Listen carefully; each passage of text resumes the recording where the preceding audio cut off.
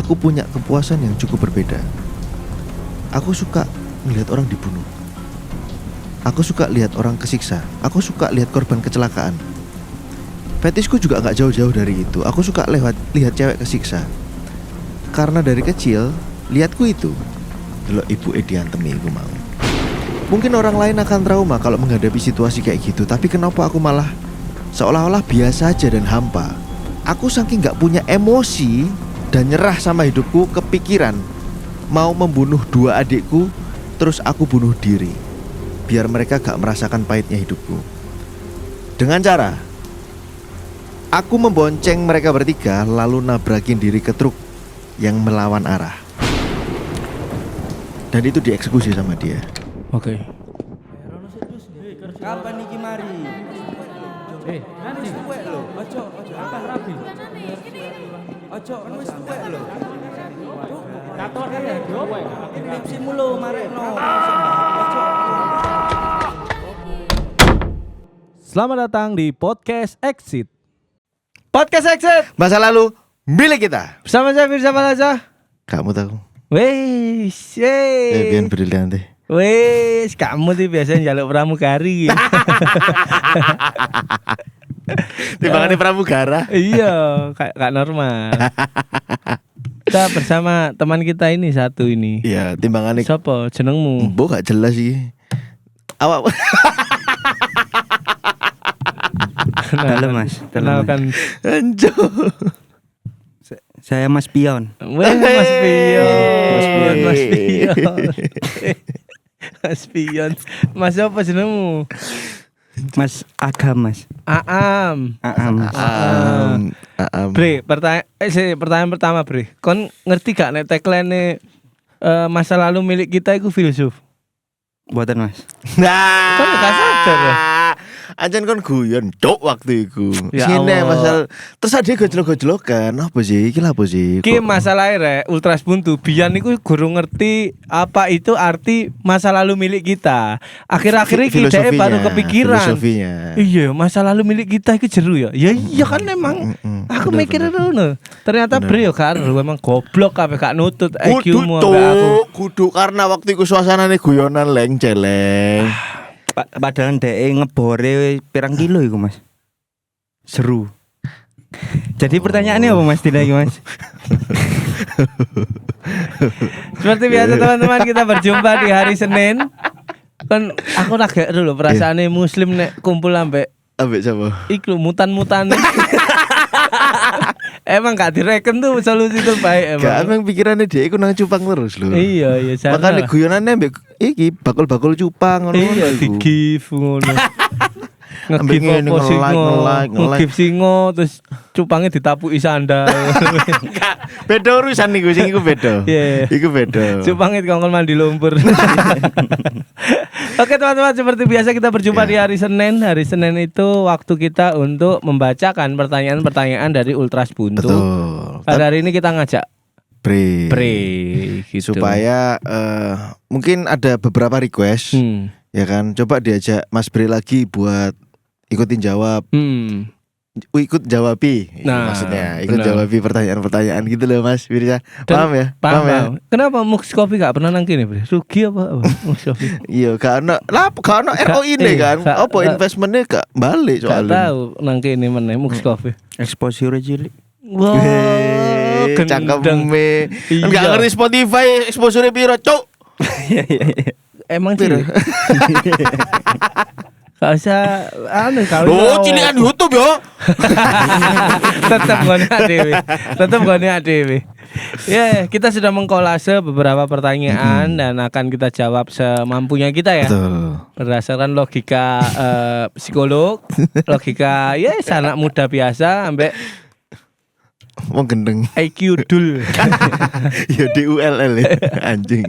Iku di bawah 60, Cuk. IQ nih. Iya. Ya iya tenan rokokan ket wingi gak entek. Padahal siji lho ya. Siji. Kan wingi. Iya. Gak entek. Gak entek. Kok iso? IQ nih dul anjen. Anjir nih. Langsung dijawab lagi, Mas. Langsung pertanyaan pertama. Oke. Biasa kan pengen yang apa nih? Awakmu njaluk request pertanyaan sing model apa? Model apa?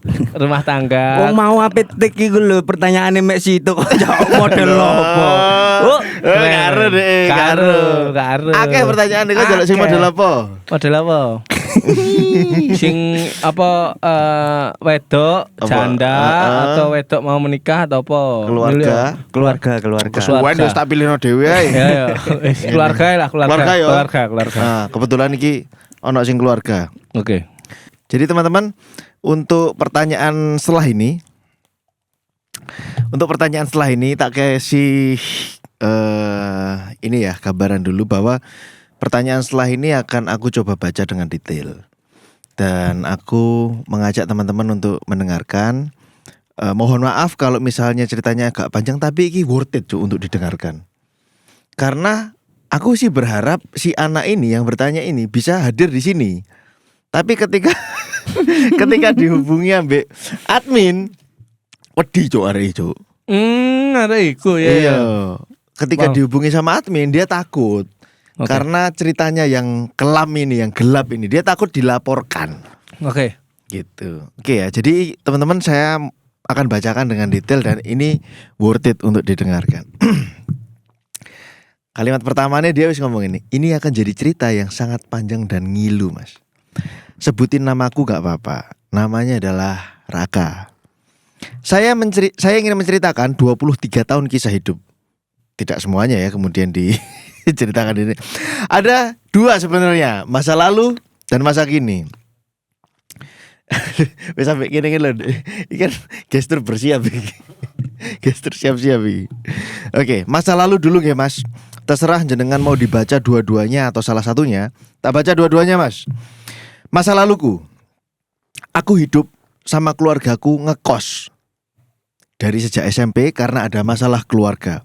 Lalu semenjak aku keluar dari asrama, ternyata hidup ibuku susah. Jadi keluarganya itu ngekos ya, dia asrama terus dia keluar dari asrama dan menemui bahwa hidup ibunya itu susah. Suami ibuku yang notabene adalah ayah tiriku itu nganggur, pemabuk, perokok, cemburuan dan terlalu percaya sama temannya. Ibuku harus mencukupi 3 adikku dan kebutuhanku dan kebutuhan suaminya. Jadi ibu ini bekerja setelah keluar dari asrama. Kalau ibu ini soro banget, Pak. Ada 4 laki-laki yang harus ditanggung oleh ibunya. 1 anak lebih dewasa, 3 anak masih kecil-kecil dan 1 orang dewasa ngacengan itu tadi. Oke. Dan ibuku dan Tono itu nama ayahnya, selalu berantem karena ibuku ngobrol sama pembeli. Jadi ibunya itu buka semacam angkringan gitu ya. Ayahku ini semburuan banget orangnya, siapa aja yang ngajak ngobrol ibu dikira selingkuh. Semua pelanggan ibuku yang di wedangan atau angkringan sepi karena pelanggan dari bank-bank itu diteriakin sama ayahku. Aku kira orang yang benci kebisingan, suara orang teriak, suara benda keras atau barang-barang yang dibanting itu karena kelebay tok ae. Ternyata aku punya kelebayan itu.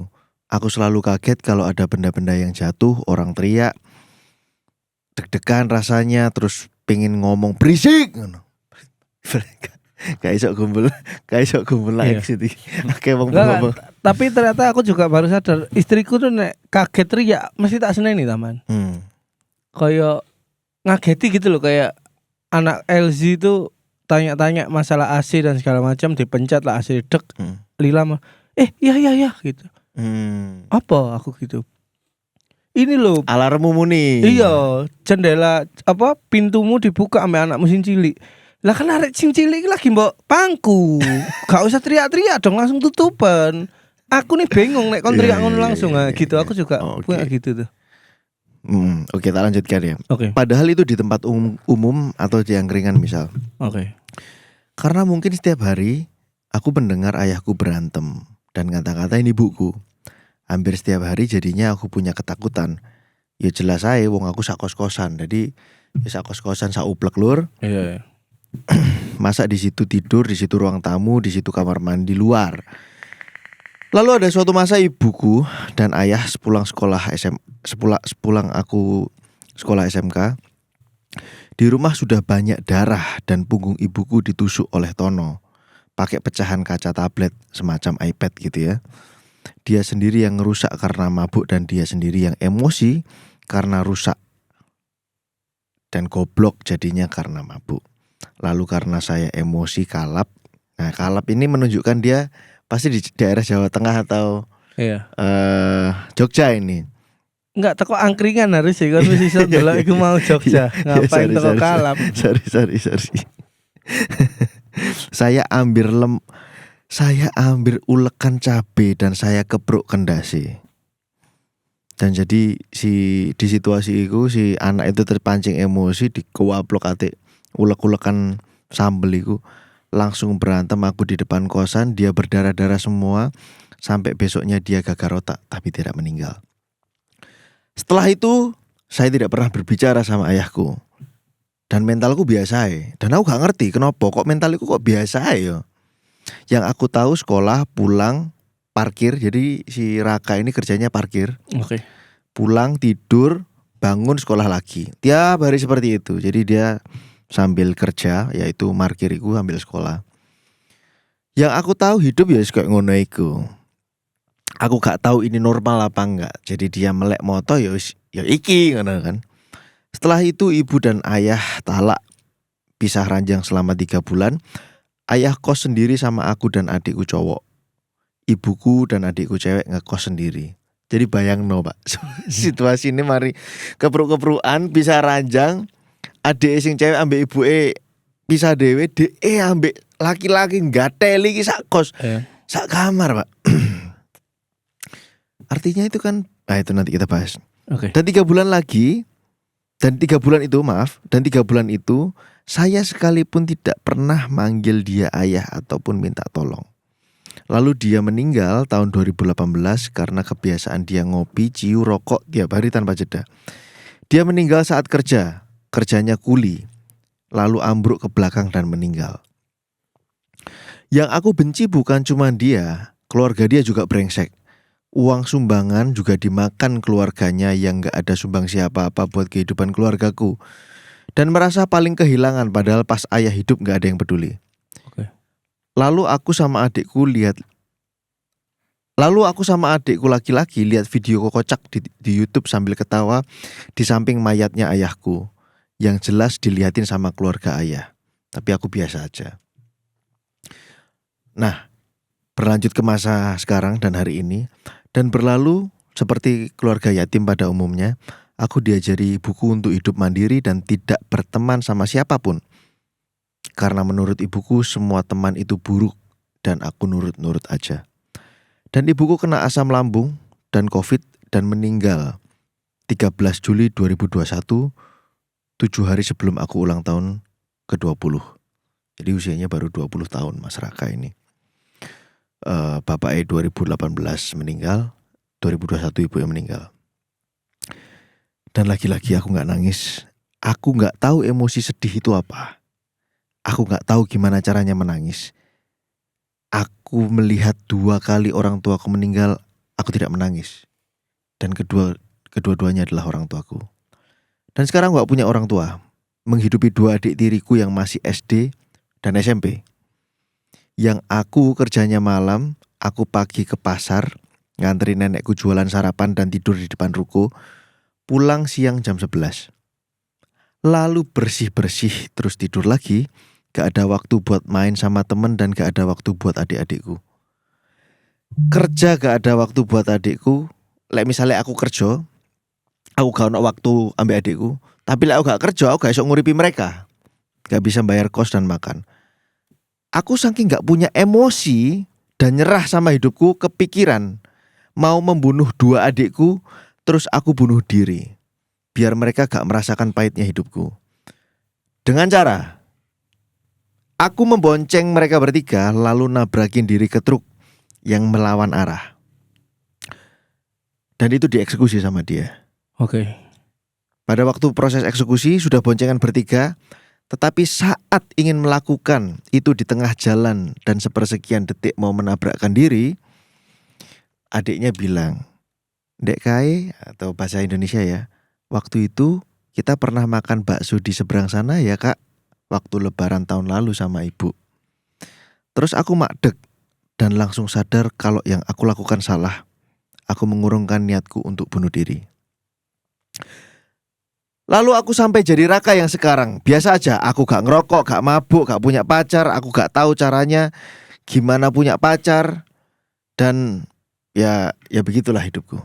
Tapi yang aneh adalah aku punya kepuasan yang cukup berbeda. Aku suka ngelihat orang dibunuh. Aku suka lihat orang kesiksa. Aku suka lihat korban kecelakaan. Fetisku juga gak jauh-jauh dari itu. Aku suka lihat cewek kesiksa.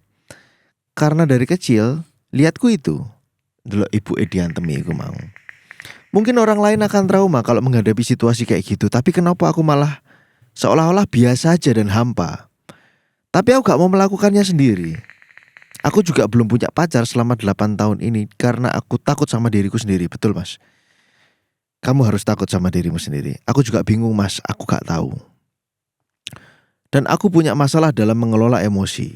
Walaupun aku gak punya riwayat nakal, tapi aku emosian bahkan sama hal-hal kecil.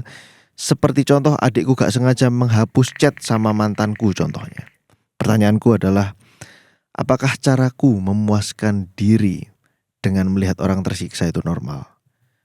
Apakah normal mas? Apakah normal dan itu diulangi sama dia? Apakah cara mengelola emosiku yang salah ini, yang suka melihat hal-hal menjijikkan itu dan aku anggap wajar, makanya emosiku dan empatiku ke orang lain bahkan ke orang tuaku sangat rendah? Apakah ada saran yang cukup keras dari Mas Firza untukku menghadapi masalah emosiku dan kehampaan hidupku ini? Atau Mas Bian yang bisa menebak apa yang akan terjadi denganku jika terus-terusan seperti ini? Nangis aku. Asu. Sing pas sampe nabrakna terus adike ngomong, "Ndek kae tahu maem ning kene ya karo mama, karo ibu. Kak." Wancuk, nelongso aku. Apa iki sing gak bisa jawab sama. Ayo Bre. Ya Bre, menurut Bre. Dia teko-teko langsung disuguhin. Ya apa? Kalau aku sih nggak bisa berkomentar terlalu detail ya, karena pastinya terkait bisa dibilang psikopat ya mas ya, Mas Bi ya. Itu yang bisa melakukan pendekatan lewat psikologi nanti Mas Bian. Cuman yang jelas analogi ini gini mas, ketika aku mungkin diberikan Mas Firza uang untuk pertama kalinya, rasa sungkan menerima itu pasti ada. Ya. Ketika diberikan uang untuk kedua kalinya, mungkin rasa sungkan itu sudah mulai hilang. Yang ketiga, diberikan Mas Firza uang untuk yang ketiga kalinya, ya wis memang sudah kewajiban nih Mas Firza untuk memberikan aku duit. Oke, jadi normal. Normal, akhirnya jadi normal. Lah yang keempat, ketika Mas Firza gak iso ngekei aku duit, loh kon kok saiki ngono ambek aku? Ada rasa itu. Makanya kita sering dengar bahwasanya pendidikan terdekat untuk anak itu paling dekat adalah di pendidikan lingkungan keluarganya.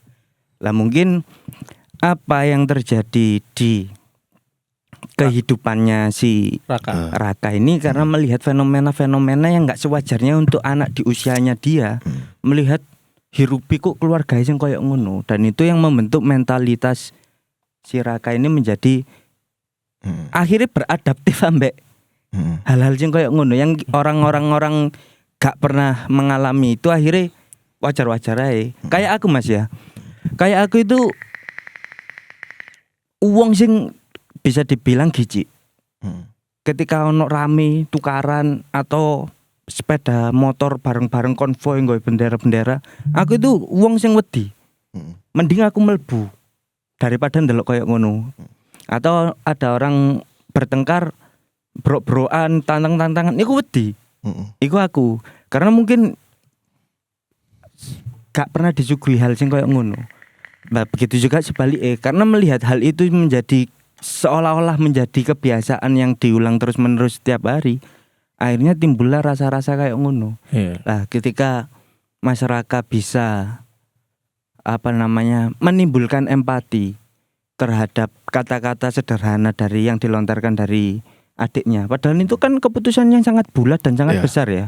Ngonceng adik loro apa bunuh diri bareng terus dengan kata-kata singkat, kita lo pernah makan bakso di situ sama ibu. Iya. Terus melunturkan Niatnya. kebulatan niat itu tadi akhirnya menggagalkan insiden itu tadi, itu kan suatu hal. Lah itu sebenarnya salah satu jawabannya adalah ketika iso recalling memori tentang kebahagiaan, kasih, tentang kehangatan. Iya. Apa sing menjadi traumatis terhadap suatu rumah tangga, suatu hubungan, itu iso ternetralisir. Lah cuman itu kan perlu kebiasaan dan pemantik kecil, Mas.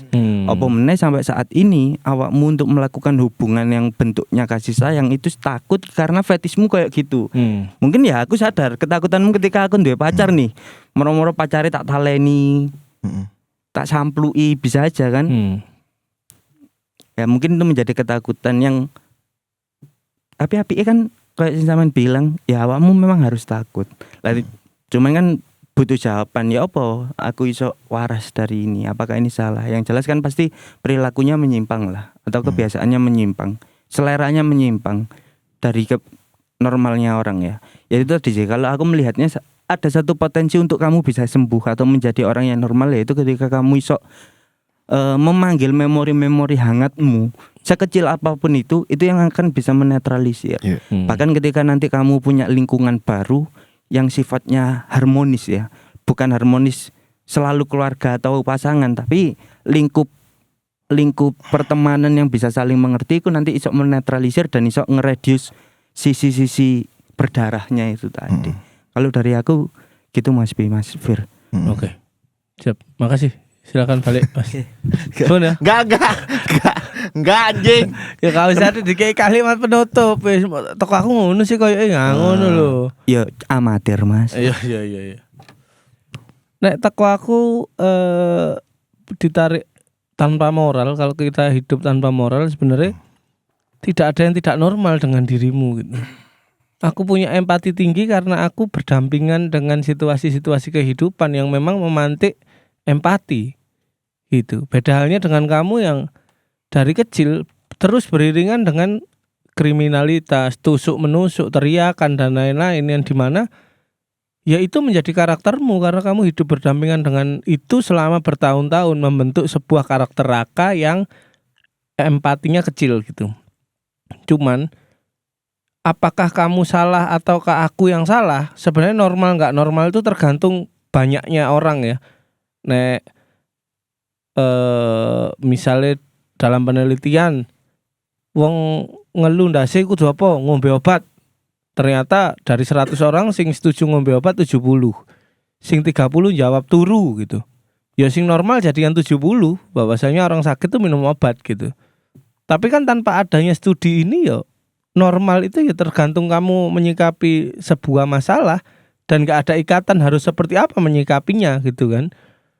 Ono wong tubrukan aku sakno atau gak sakno itu menurutku normal gitu. Cuman apakah aku masih manusia, Mas Fir gitu. Nek Raka tanya seperti itu aku menjawab masih gitu, karena hatimu juga masih bisa tersentuh dengan kelembutan-kelembutan memori yang disampaikan Bre tadi gitu. Nah, kalau bagaimana caranya aku bisa berubah, Mas Fir? Umurmu 22 tahun ya? 22 tahun. Pada saat itu. Sekarang 20 tahun. PR-nya adalah gimana caranya 20 tahun ke depan kamu membuat kehidupan yang berbeda dengan 20 tahun yang kemarin. Baru tuh kamu bisa menilai apakah ini memang aku atau bukan. Nek masa sekarang kayaknya kamu masih menjadi produk atas kehancuran rumah tangga orang tuamu.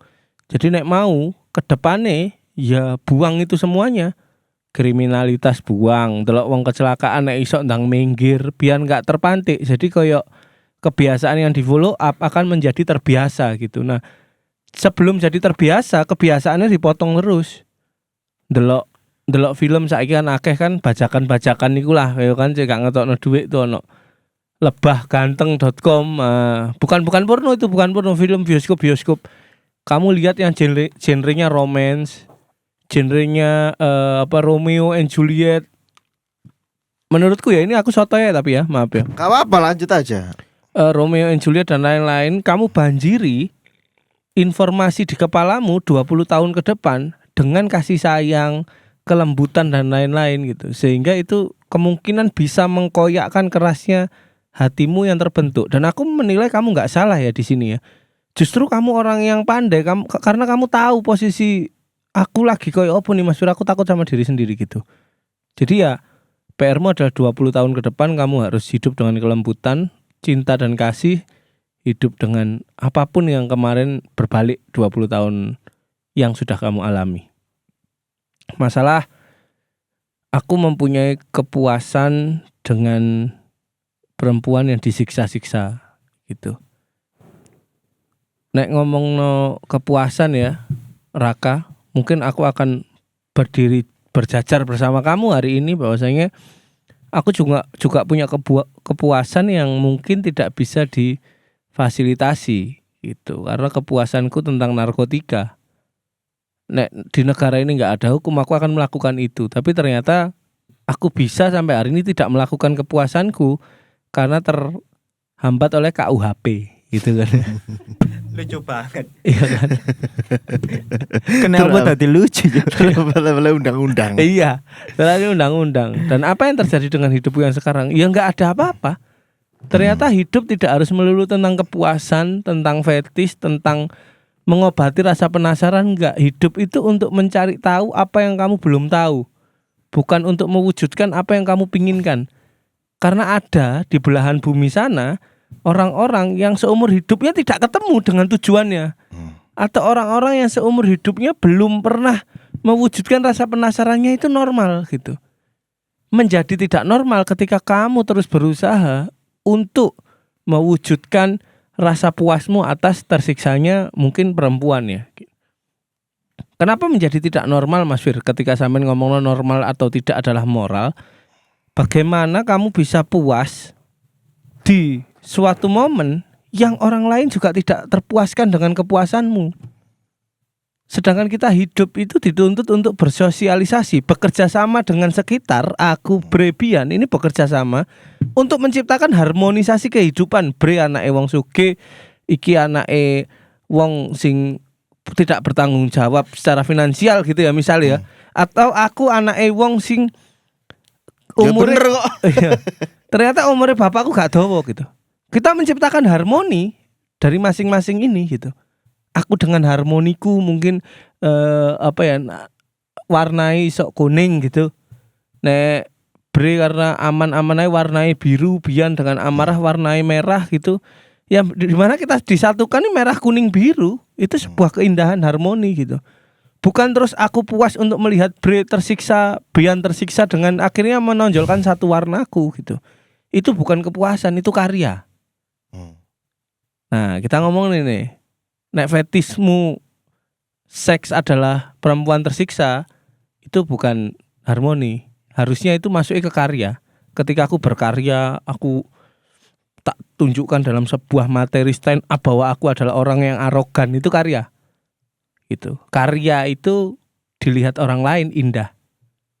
Itu bisa jadi awakmu produser film bokep untuk sing ekstrim. Itu kan iso tuh. Aku udah pikiran gini nih, bisa nih. Itu kamu tuangkan bisa. Tapi untuk kamu lakukan sehari-hari dengan pacarmu atau pasanganmu, menurutku itu yang berbeda. Karena kamu memaksakan irama kehidupanmu untuk menutup kehidupan orang lain. Nah itu yang nggak bagus. Kepuasanmu itu untuk merenggut kepuasan orang lain gitu. Kamu seneng nek wedok iki nangis tak pecuti tak jejeki, sedangkan di posisi perempuan ini merasa tersiksa. Lah itu bukan kepuasan menurutku. Itu harusnya karya. Nek kon iso memfilmkan itu keren gitu. Atau nggak bokep lah ya, keren lah. Menurutku sarananya bokep sih gitu. Tapi aja dilakoni. Kalau kamu bisa nggak apa-apa. Misalnya dia pindah tinggal di Amerika yang industri bokepnya gede, gak apa-apa gitu. Cuman misalnya kamu belum nuntut ke sana ya kon kudu koyo aku. Aku tidak mau berpindah dari Indonesia, jadi aku ya harus menepati janjiku bahwasanya aku mengikuti peraturan di negaraku yang narkoba nggak boleh. Ya wis. Fetis dan kepuasanku tak buang di situ gitu. Ya wis aku bersumpah di sini. Nah, sumpahmu ini kemana gitu. Aku nggak pengen ngejudge, nggak pengen menyalahkan, tapi aku mengajak kamu untuk berpikir gitu ya. Ini mau kemana gitu. Dan menurutku kamu masih manusia karena dengan sekecil itu aku pun ya nyes juga di hati tadi ketika adikmu ngomong waktu kamu bunuh diri bilang dek kae tahu maem nang kene karo ibu ya kak ngono. Itu udah hancur berarti kamu masih manusia. Hatimu masih terpengaruh dengan sekitar, itulah manusia gitu. Mungkin dari aku gitu ya. Tak balik sih ya. Oke. Balik kabeh lah dhewean cuk. Kalau ada dari Mas Bia. Lanjut ya. Oke. Kalau ojo dangdung kan ketipungan jancuk. Oke, lanjut ya. Kalau ngomongin kesehatan mental menurut WHO itu kan seseorang itu kenapa nyepek gini? Aneh hari. Karena ada beberapa kriteria seseorang itu mengenali potensi dirinya, dia tahu potensi apa. Terus yang kedua dia mampu mengelola stres. Diomong sehat mental itu ya apa sih? Lek jarine WHO lho ya. Terus mari ngono dia produktif kesehari-harian untuk dirinya ya, dia menghasilkan, dia bekerja dan lain sebagainya. Lalu dia bermanfaat untuk orang lain. Nah, kira-kira dari soal kesehatan mental itu menurutmu guys, iya, mengenali potensi diri, mampu mengatasi stres, produktif, bermanfaat bagi orang lain. Masalahnya di iku nang ndi sih? 2 awal. Nah, awakmu ngelamun bokep arek iki mang ya wis lanjut ae ya. Kita anggap podo ya. Kayak film ngono asik gitu, asu. Sebenarnya masalahnya kemungkinan besar ada di pengelolaan stres itu tadi. Kalau kita ngomongin secara klinis, ya itu sudah masuk. Jadi ning psikologi kok ono sing jenenge DSM iku kitab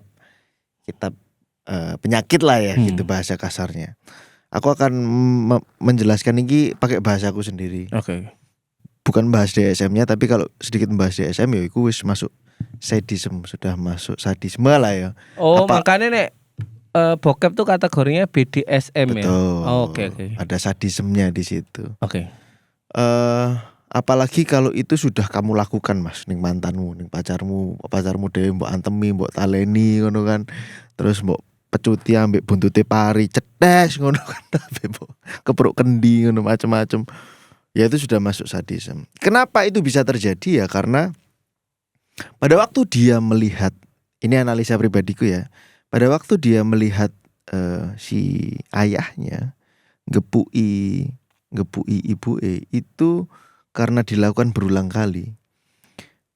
Respon emosinya yang tadinya emosi itu jadi kemudian jadi menurun gitu. Jadi lek bahasane breku semakin normal gitu kan. Yang tadinya sesuatu yang wow, jadi biasa aja. Lek ndelok awale lho akhirnya lapo maneh iku malah. Iku biasa ngono.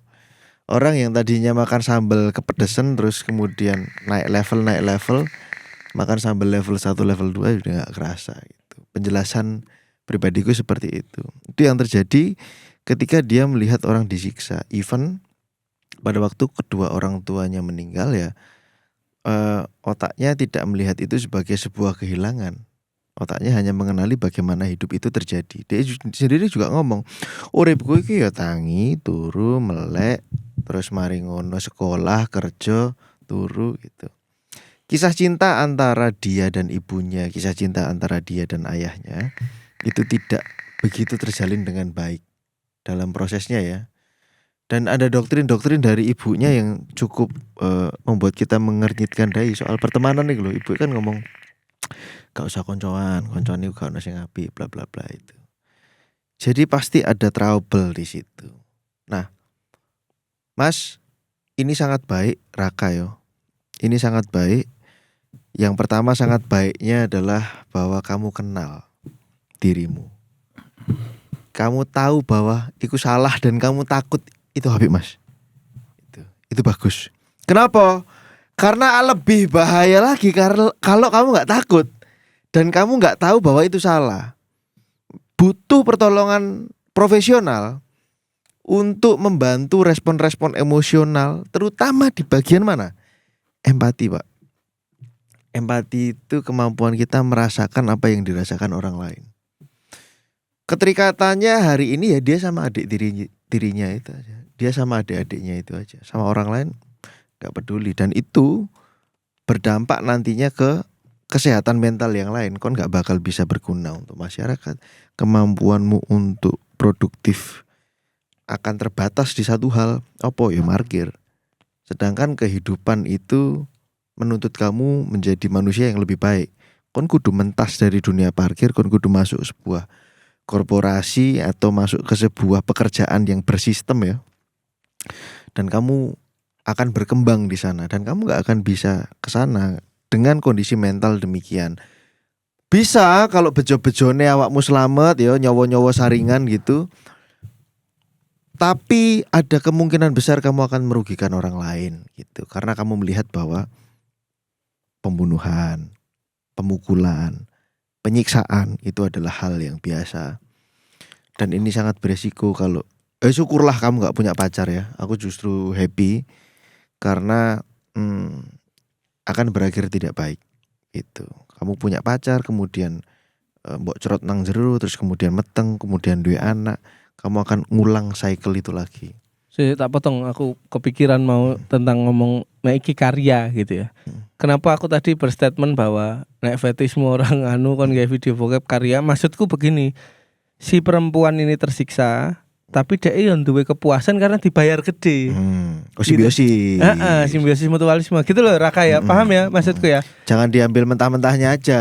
Jangan terus mentang-mentang oke aku jadi produser bokep, aku iso nyiksa wong wedok. Enggak, maksudnya ada kesepakatan kon tak bayar 150 juta. Tapi ono adegan kon dipecuti ngene yo. Ini berlangsung 3 menit. Jadi sabar, jadi karya video itu bagus. Lagi botolan mentah-mentah dari kriminal kon anjing. Moro-moro rangkum iya, makanya aku rada hati-hati mau tanpa karena konsen. Ya harus ada konsen, harus ada kesepakatan gitu. Kesepakatan itu. Tapi nek misalnya di pernikahan atau hubungan biasa, awakmu terus memaksa itu tadi, irama kehidupannya gak melaku gitu. Lanjut. Kamu butuh pertolongan profesional ya, Mas Raka.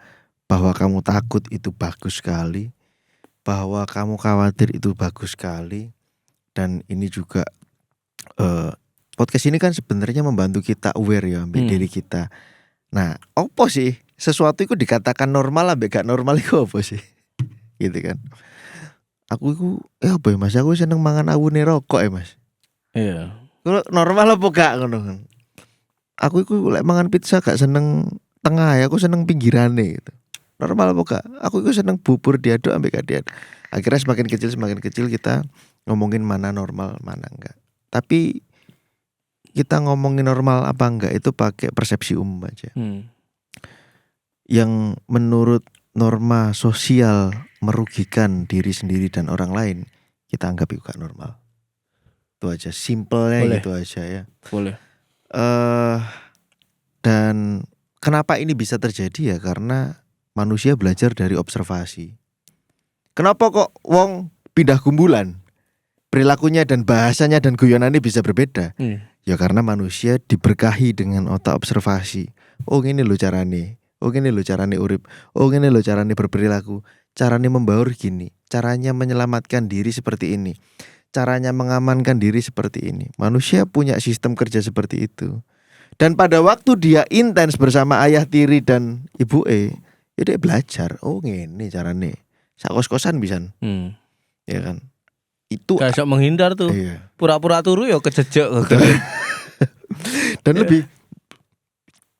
lebih bahayanya lagi adalah ketika di satu kos-kosan anak itu melihat bapak ibunya berhubungan, itu punya potensi menghasilkan psikopat. Gitu. Delok anak sak kos-kosan lho ya, sak petak ngono tok ndelok bapak ibu ngene sangat berpotensi. Gitu, makanya jangan sampai gitu. Nah itu kan proses yang tidak diceritakan oleh Raka kan, tapi kan kita nebak-nebak aja dengan situasi kayak ngono, apa sih sing iso terjadi? Benar. Gitu. Maka aku mau coba makro lagi ya. Kehidupan di tengah kemiskinan itu kayak gini Pak. Banyak hal yang tidak bisa diprediksi untuk membentuk manusia ketika kamu terjerembab di situasi lingkungan yang seperti itu, yang kekurangan secara ekonomi, kesulitan kehidupan dan lain sebagainya. Iku makanya rek kon lek dari lanang iku harus mengusahakan sebaik-baiknya level kehidupan yang layak untuk anak istrimu. At least sebuah tempat tinggal dengan kamar terpisah, air dan makanan sehat dan bersih, pekerjaan yang stress levelnya kamu bisa atur, stress levelnya bisa diatur sama bojomu, selera kehidupan yang bisa kamu topang dengan baik, kan ngono Je. Dan nek misalnya ultras buntu mungkin gak akeh yang bertahan sampai menit sekarang ya. Iya. Dan aku berkata untuk teman-teman yang bertahan sampai menit sekarang ya, karena nggak mungkin iki aku ceritakan atau aku utarakan di Instagram bahwasanya apa jenis? Inilah bukti bahwasanya ono tuh beberapa quote yang pernah berseliweran viral karena itu kontroversi. Wong miskin ojo duwe anak. Wong HIV gak oleh duwe anak. Wong opo maneh daftar orang-orang yang tidak boleh punya anak. Nah, nek kalian nih bertahan sampai menit sekarang, kalian harusnya lebih paham deh dengan quote itu bahwa siapa aja orang nggak punya anak itu tujuannya ini loh, gitu. Takutnya ini, makanya wis mending nggak usah duwe anak. NPD, mending nggak usah punya anak gitu karena akan tersiksa. Sedangkan nek kita sing usia 30-an menerima itu mungkin iso nimbang ya. Ini oke nih enggak gitu. Cuman umur 0 tahun tiap hari disuguhkan dengan ngono kayak yang normal iki gitu. Makanya aku tidak bisa menyalahkan dia salah atau bener Raka iki karena ya sepanjang hidupmu aku nggak bisa hadir ke sana gitu. Jadi sekarang ya aku membeberkan itu tadi gitu loh alasanku. Juli 2023 kalau nggak salah ingat itu ono bisnis trip nang Cina, aku pergi ke sana. Kita ngobrol ya di sana itu ternyata hidup pamer tahun nang Cina. Nggak penting itu. Di sana ternyata hidup itu kerja dari jam 7 sampai jam 9. Kon ketemu swimling queen. Sing tahu sih lah weh. Hidup jam 7.30 sampai jam 20.00. Kerjanya. Terus kemudian istirahatnya hanya 1 kali, ada beberapa pabrik yang mengizinkan 2 kali. Setiap kali istirahat antara 45 menit gitu. Mereka kerja setiap hari and only one rest day. Setiap 1 bulan itu cuman punya waktu 1 hari libur. Anjing. Dan mereka ngomongnya rest day, untuk istirahat aja. Selanjutnya apa ya? Kerja. Artinya apa? Poinku nyambung ke Mas Firza tadi. Bayi yang hari ini lahir di Cina melihat iku kehidupan normal bro. Bener. Tapi lek dhewe sing teko Indonesia, anjing, budak iki bro, dan lain sebagainya ya. Tapi mereka happy. Mereka melihat kehidupan loh. Lapo Indonesia iku akeh tanggal merahe. Kon lek libur iku kosmu nang omah, kos iku biayamu di rumah lebih tinggi. Kon nyalakno listrik, AC lalala, mereka sampai ke sana. Artinya situasi kita sekarang yang nonton melihat Raka itu kayak wong Indonesia ndelok ning Cina iku. Iya. Lho iki kehidupan yang normal di otaknya Raka. Jadi memang Raka iki butuh pertolongan. Gitu. Raka iki butuh pertolongan karena apa? Karena dia melek moto mengobservasi seperti itu. Tidak ada kata lain selain cari pertolongan medis. Gunakan BPJS kalau nggak ada. Hubungi rumah sakit atau kamu akan merugikan dirimu sendiri, orang lain, dan terutama adik-adikmu. Kamu sudah berada di suicidal thoughts dan kamu mau membunuh adikmu, itu bahaya Pak. Itu bahaya. Itu aja ya Raka. Kapan-kapan kita undang ke sini kali ya Raka. Maka nih dia waktu kita kasih info isok ta Reni itu langsung pikiran pertama itu aku apa dilaporno. Jadi Raka pernah mau kepikiran gimana kalau Raka kita undang di sini. Karena tendensi dari Bian dia butuh pertolongan.